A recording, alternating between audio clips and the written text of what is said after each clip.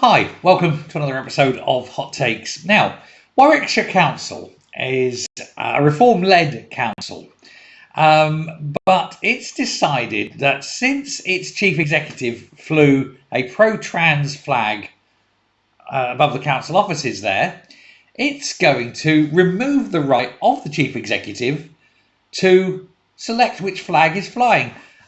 Hitherto and up until now, it was always a little gift of the chief executive to say what flags would fly on what days.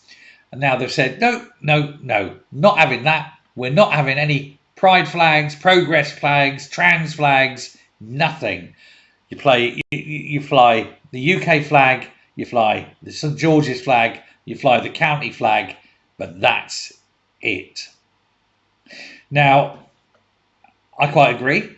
All flags are political, but we don't want the political flags of minority issues being flown. We are a nation state. We fly our nation's flag. St George's Day, you get the St George's flag. If England win at a particular sporting event, you can put the St George's flag up. If on the other hand, the local cricket side win, Northamptonshire or Warwickshire in this case, when you put the county flag up for the day. You can do it like that.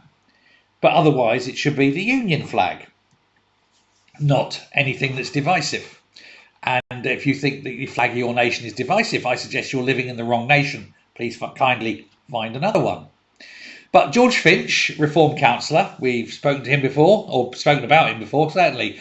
He's called for the flag to be removed when he was elected as leader of the council, but was denied by the chief executive. Now, the chief executive, of course, isn't a councillor. It's an appointee. It's a job who works for the council. And so the council's voted that the chief executive, in this case a woman called Monica Fogarty, was have that stripped from her. She is very unhappy. Tough. They are the elected body. She's not. She has to obey them. And so it's now the council chairman, in this case, of course, George Finch, who has the say on what flag is flying. Guess which flag is flying today? If you're thinking the Union flag, you'd be 100% correct, because, hey. So he says it takes the flags, it takes out of the hands of the previous rule, takes that thing out of the hands of the elected representatives and hands it to non-elected members. No, you're not having that. This is putting it back into the hands of the council itself. Quite right.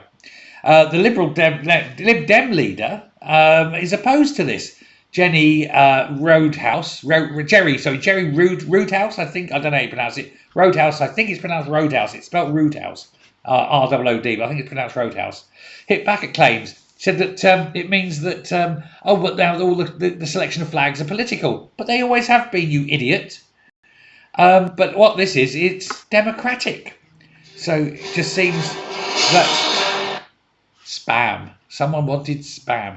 But it just seems that the Lib Dems are anti-democracy, which we know they are.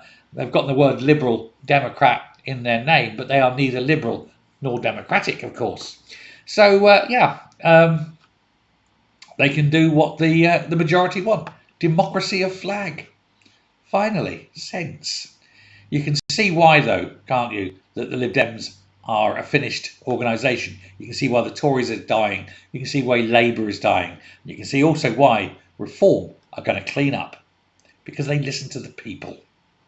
And that's always a good thing when you're a political party. Give them what you want. The others always say, it's populist, as though it's a bad thing. No, populist is very popular. That's why they win. Thanks very much.